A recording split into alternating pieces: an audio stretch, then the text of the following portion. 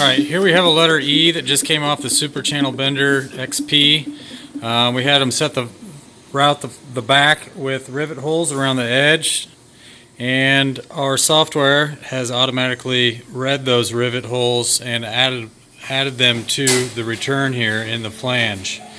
We can see holes here. We also have automatic punching in the overlap up here.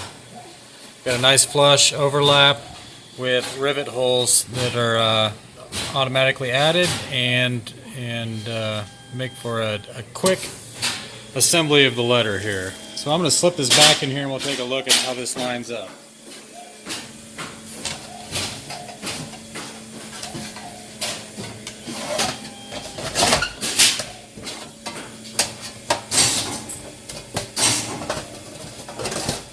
Alright, slides in there nice. We got a real nice fit.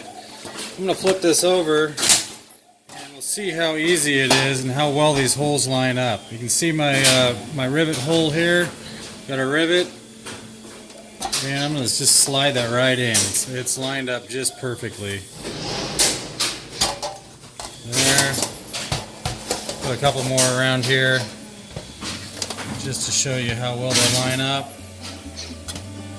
And then also in the overlap up here, my rivet holes, you can see that this lines up really well.